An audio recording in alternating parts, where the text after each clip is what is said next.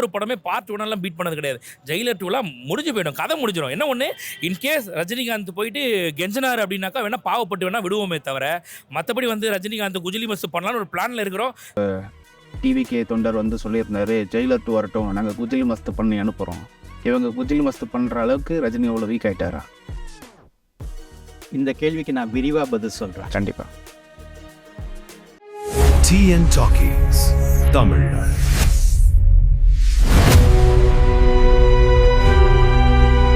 ஒரு பேட்டியில் நீங்கள் வந்து சொல்லியிருந்தீங்க, அந்த டி இமானுக்கும் சிவகார்த்திகேயனுக்கும் ஒரு பிரச்சனை இருக்குது, பிரச்சனை போயிட்டுருக்கு அப்படின்னு. அது பூதாகரமாக வெடித்தது வந்துட்டு 2023. உண்மையாக சொன்ன டி இமானுக்கு வாய்ப்பு குறைஞ்சிருக்கு, தப்பு பண்ண சிவகார்த்திகேயனுக்கு சூப்பர் ஸ்டார் அந்தஸ்து கிடச்சிருக்குங்கிறது சினிமா உலகத்தோட தராசு. என்ன நியாயம் அது? டி இமானுக்கும் சிவகார்த்திகேயனுக்கும் இடையில் இப்படி ஒரு பிரச்சனை ஓடிக்கிட்டு இருக்கு அப்படிங்கிறத நீங்கள் தான் முதல்ல சொன்னீங்க. அதை சொன்னேன் அப்படின்ற கிரெடிட்டை நீங்கள் கொடுத்ததுக்கு நன்றி. தேங்க்யூ. இது வந்து நான் 2022 பேசினதாக ஞாபகம். ஓகே. அதுக்கு பிறகு சுமார் ஓராண்டு கழித்து தான் ஒரு யூடியூப் சேனலுக்கு கொடுத்த பேட்டியில் டி இமான் இந்த பிரச்சனையை வந்து வெளிப்படையாக வச்சுட்டு காட்டியிருக்காரு. வெளிப்படையாக அந்த மனைவி அந்த எக்ஸ்ட்ரா மேரிட்டல் அஃபேர்ன்றதை சொல்லாமல் சிவகார்த்திகேயன் படத்துக்கு அவர் துரோகம் பண்ணிட்டாரு, அவருக்கு நான் இனிமேல் எந்த காலத்துலையும் மியூசிக் பண்ண மாட்டேன்னு சொல்லி அறிவிச்சிருந்தார். அப்போது வந்து நான் பேசின வீடியோ அது இன்னும் அதுக்கு பிறகு மற்ற பத்திரிகையாளர்கள் பேசினதெல்லாம் அதையும் கொண்டு அது தமிழ்நாட்டு மக்கள் அது என்னங்கிறத தெளிவாக புரிஞ்சுக்கிட்டாங்க. டி இமானுடைய பேட்டி அந்த சேனலில் வெளியே வந்த அந்த தினத்தில் ட்விட்டரில் நான் தான் வந்து நம்பர் 1 ட்ரெண்டிங்கில் இருந்தேன்ட்டு என் நண்பர்கள் சொன்னாங்க. ஓகே. இப்போ ட்விட்டரில் இல்லை. ஓகே. ஸோ அந்த பிரச்சனை வந்தபோது செய்யாறு பாது போன்றவங்க என்ன சொன்னாங்கன்னா, டி இமானுக்கு பட வாய்ப்புகளே இல்லை, அதனால் அவர் வந்து இது போல் ஒரு பிரபலத்தின் மீது பழியை தூக்கி போட்டு ஒரு அட்டென்ஷன் சீக் பண்ண நினைக்கிறாரு அப்படின்னு பேசியிருந்தாரு. அந்த சமயத்தில் நான் வந்து டி இமானுடைய அப்பா கிட்ட பேசினேன், ஃபோனில் பேசினேன். செய்யாறு பாலு இது போல சொல்லியிருக்கிறாரு, இது உண்மையா, இமான் சார் இது பட வாய்ப்புகள் இல்லையா அப்படின்ட்டு. அவர் சிரிச்சிட்டு சொன்னார், பட்டியலே ஒப்புச்சார் என்கிட்ட. ஓகே. அப்போ அவர் சொன்னது 2023 அல்லது 24 காலகட்டம். ஐஸ்வர்யா ராஜேஷ் நடிக்கிற படம், விஜய் சேதுபதி நடிக்கிற படம் உள்பட ஒரு 5-6 படங்கள் பேரை சொல்லி இத்தனை படங்கள் இமான் இப்போ பண்ணிட்டு இருக்காரு சார். அதனால அவர் வந்து இந்த மாதிரி ஒரு சீப் பப்ளிசிட்டி தேடிக்கணுன்ற எந்த அவசியமும் அவருக்கு இல்லை அப்படின்னு சொன்னார். ஸோ அதுதான் உண்மை. உண்மையில் வந்து டி இமான் சிவகார்த்திகேயனால் பாதிக்கப்பட்டிருக்காரு. அந்த பாதிப்பை தான் அவர் பேட்டியில் வெளிப்படுத்தியிருக்காரு தவிர அவருக்கு அந்த காலத்தில் பட வாய்ப்புகள் இருந்ததுங்கிறது உண்மை. ஆனால் இப்போ அவருக்கு பட வாய்ப்புகள் இல்லை, போதிய பட வாய்ப்புகள் இல்லை அப்படின்னு தான் கேள்விப்படுறேன். இந்த இடத்துல இன்னொன்னையே நான் சொல்ல விரும்புகிறேன்.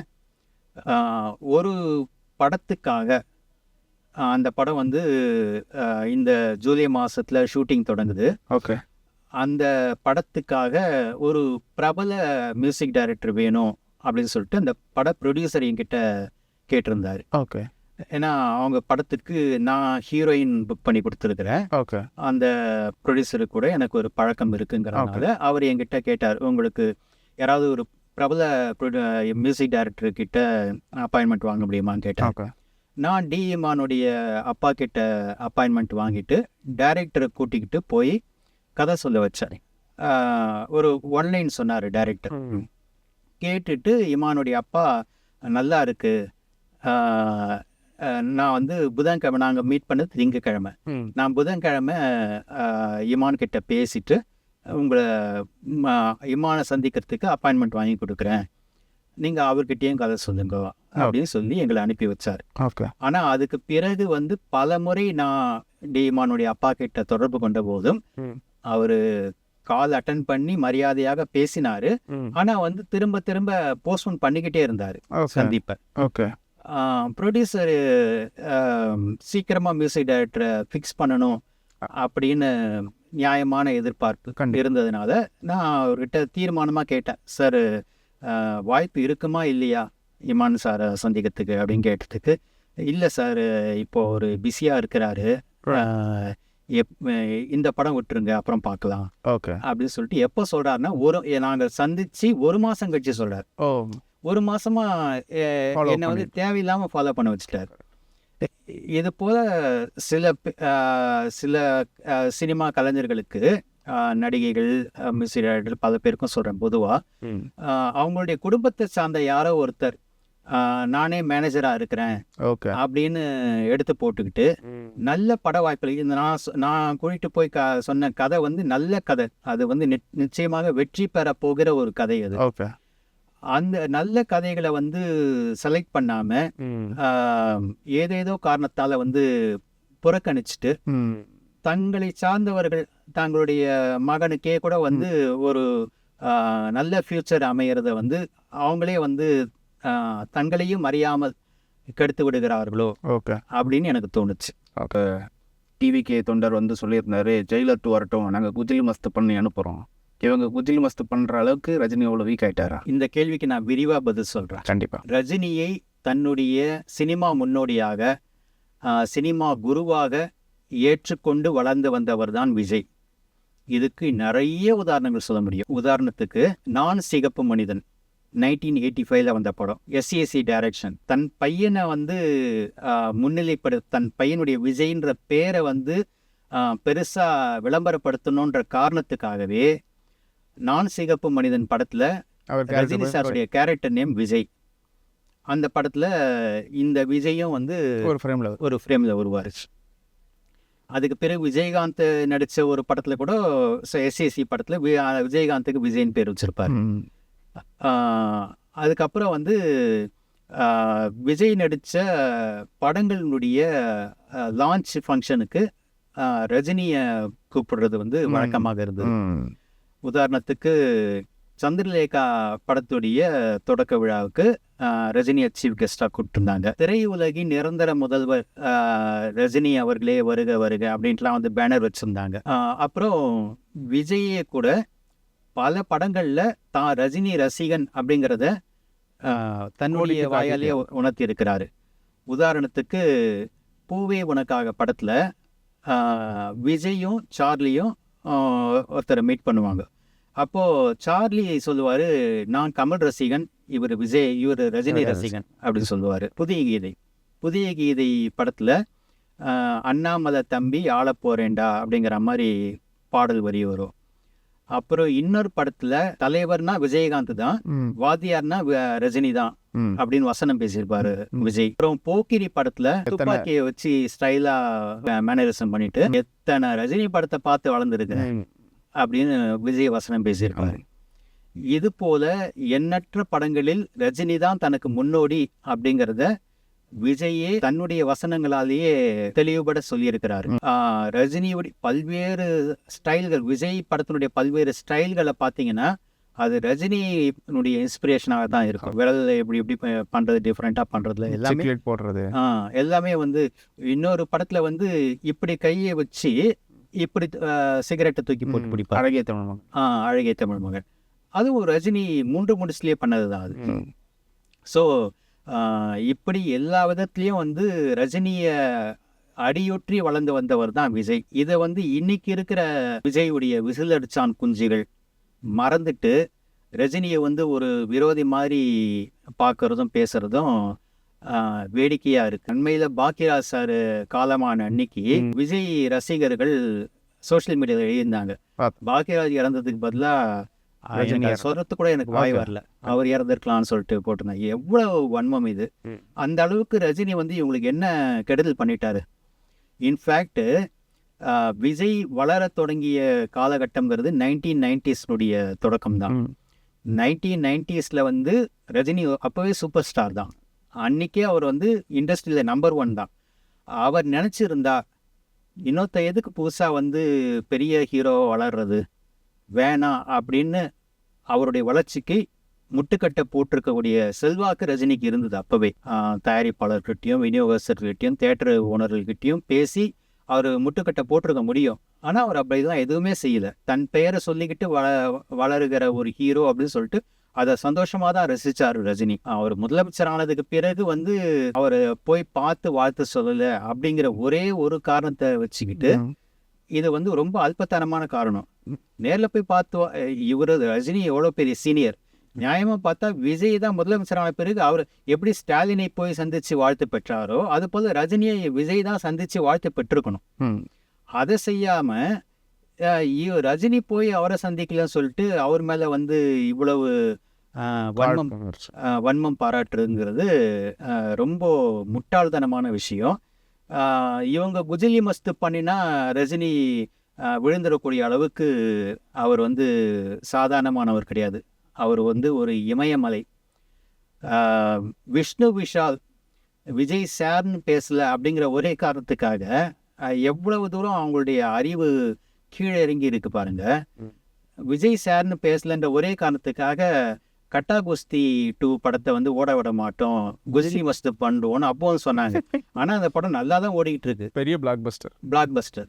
ஸோ விஷ்ணு விஷாலையே வந்து இவங்களால வந்து தொட முடியலன்னும் போது ரஜினியோட உயரத்துக்கு இவங்கெல்லாம் என்ன பண்ண முடியும்? ஜெயிலர் 2 நிச்சயமாக மிகப்பெரிய வெற்றியை பெறதான் போகுது. ஓகே, இப்போது ஜெயிலரோட பெரிய பரபரப்புன்னு பார்த்தோம்னா அந்த ஆடியோ லான்ச்சில் ரஜினி சார் பேசின காக்கா கழுகு கதை தான் அப்படிங்கிறது தான் எல்லாரோட இதுவும். அதை வந்துட்டு விஜய் சார் பதில் சொல்கிற மாதிரி லியோவோட சக்ஸஸ் மீட்லேயும் காக்கா கழுகுன்னு சொல்லிட்டு ஒரு மேனரிசம் பண்ணியிருப்பார். அதுக்கப்புறம் ஜெயிலர் 2 இப்போ வரப்போகுது. இந்த தடவையும் ஒரு காக்கா கழுகு கதையை எதிர்பார்க்கலாமா? முதல்ல அன்னைக்கு நடந்த அந்த சம்பவத்துக்கான பின்னணியை சொல்லிடுறேன். ஓகே. விஜய் கிட்ட கோல்டு காயின் வாங்கின ஒரு சில பத்திரிகையாளர்கள், அது யாருன்னு நான் சொல்லி தெரிய வேண்டிய அவசியம் இல்லை, நேயர்களுக்கு நல்லாவே தெரியும். அந்த பத்திரிகையாளர்கள் தான் தேவையில்லாமல் பேட்டிகளில் ரஜினிக்கு வயசாயிடுச்சு, இனிமேல் அவர் சூப்பர் ஸ்டார் கிடையாது, விஜய் தான் சூப்பர் ஸ்டாரு அப்படின்னு கொளுத்தி போட்டாங்க. ஓகே. அதுதான் கொழுந்து விட்டு எரிய ஆரம்பிச்சது. ஓகே. ரஜினி ரசிகர்களுக்கும் விஜய் ரசிகர்களுக்குமான எதிரும் புதிருமான அந்த சண்டைகள்லாம் அதுக்கு பிறகு தான், சோஷியல் மீடியா சண்டைகள்லாம் அதுக்கு பிறகு தான் வந்துச்சு. இதனுடைய விளைவாகத்தான் அவர் ரஜினி அன்னைக்கு ஜெயிலர் ஆடியோ லான்ச்சில் அந்த காக்கா கழுகு கதையை சொன்னார்.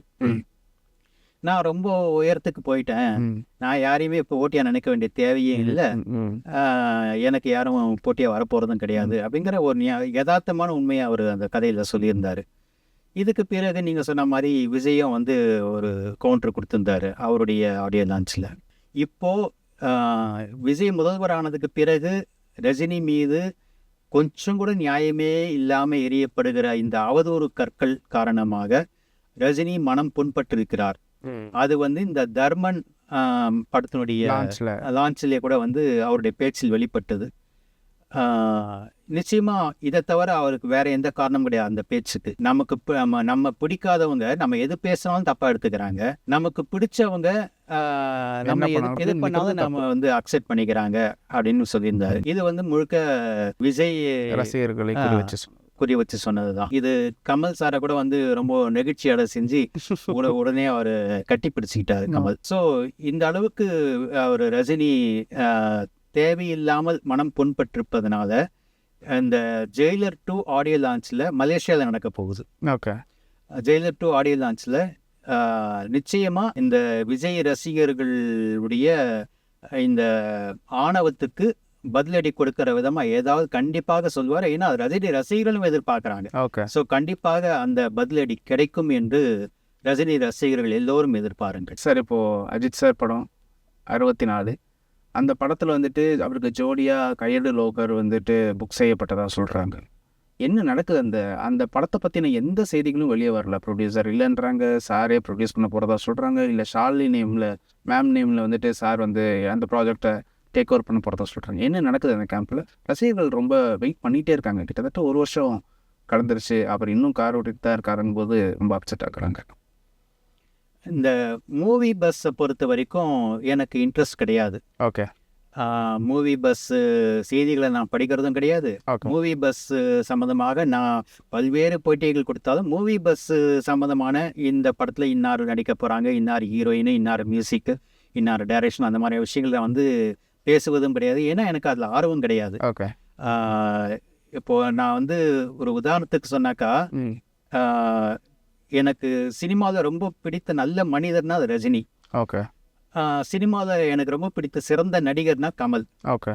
அப்படி இருந்துமே நான் வந்து கமல் படங்களையே கூட வந்து வருகிற எல்லா படத்தையும் நான் பார்க்கறது கிடையாது. ஓ விக்ரம் படம் அது வந்து ரொம்ப போதை மருந்து, வன்முறை, ம் அதீத வன்முறையெல்லாம் இருக்குன்னு தெரிஞ்சதுனால அந்த படம் நான் வந்து தியேட்டரில் போய் பார்க்கல. ஓகே நான் ஹாட் ஸ்டாரில் தான் பார்த்தேன். ஓகே அதுவே எனக்கு பிடிக்கல, திருப்தியை தரது அந்த படம். ஓகே கடந்த ஆண்டு வெளியான தக் லைஃப் படம் அது வந்து ஒஸ்ட் அப்படின்னு தெரிஞ்சு போனதுனால அந்த படம் நான் பார்க்கவே இன்னைக்கு வரைக்கும் பார்க்கல. ஓகே ஓகே நான் கமல் ரசிகனானாக்கா. ஓகே நான் ரசிக்கிற கமல் யாருனாக்கா வந்து மகாநதி கமல், குணா கமல், அவ்வை சண்முகி கமல், இந்த மாதிரி பல்வேறு யூனிக்கான அபூர்வ சகோதரர்கள் கமல், இந்த மாதிரி பம்மல் கே சம்பந்தம், இந்த மாதிரி யூனிக்கான பிக்சர்ஸை கொடுத்த கமல் தான் நான் ரசிக்கிறேன். ஸோ எந்த ஒரு ஹீரோக்கள் மேலேயும் எனக்கு வந்து ஹீரோ ஒர்ஷிப்ன்றது கிடையாது.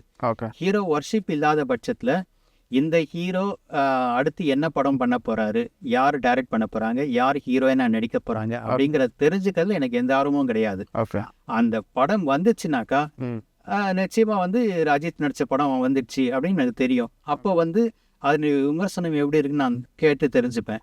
நல்லா இருந்ததுன்னா போய் பார்ப்பேன். அப்படிதான் வந்து அவருடைய விடாமுயற்சி படம் நான் பார்த்தேன். அது எனக்கு பிடிச்சிருந்தது. ஓகே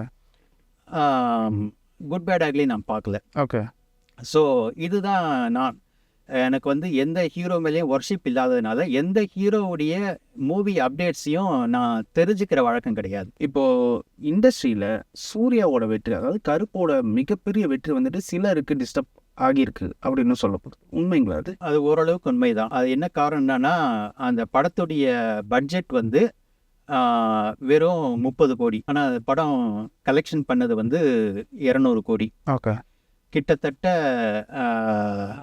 170 கோடி அது லாபம் சம்பாதிச்சிருக்கு. அந்த அளவுக்கு ஒரு பிளாக் பஸ்டர் ஆகக்கூடிய அளவுக்கு அந்த படத்துல வந்து ஒரு பெரிய விஷயங்கள் எதுவும் எனக்கு தெரிஞ்சு நான் பார்க்கல.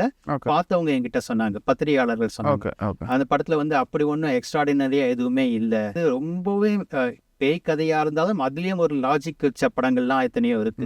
ஆனா இதுல வந்து கம்ப்ளீட்டா லாஜிக்கே இல்லாம இருக்கு அப்படின்னு தான் விமர்சகர்கள், கிரிட்டிக்ஸ்லாம் சொன்னாங்க. ஸோ அப்படிப்பட்ட ஒரு படத்துக்கு வந்து இவ்வளவு பெரிய வெற்றியை கொடுத்துருக்காங்களே மக்கள் அப்படின்னு சொல்லிட்டு பல தயாரிப்பாளர்கள், நல்ல கதைகளை நம்பி படம் எடுத்த தயாரிப்பாளர்கள் வருத்தப்பட்டது உண்மை. இது தவிர சூர்யாவை பிடிக்காத வலதுசாரி ஆதரவாளர்கள் சினிமா துறையில் இருக்காங்க இல்லையா, அவங்களுக்கும் இது வந்து ஒரு கடுப்பை ஏற்படுத்தி இருக்கு அப்படின்னு கேள்விப்பட்டேன். ரொம்ப நன்றி சார். நான் கேட்ட எல்லா கேள்விக்கும் நீங்கள் விரிவாக பொறுமையாக பதில் சொன்னதுக்கு ரொம்ப நன்றி.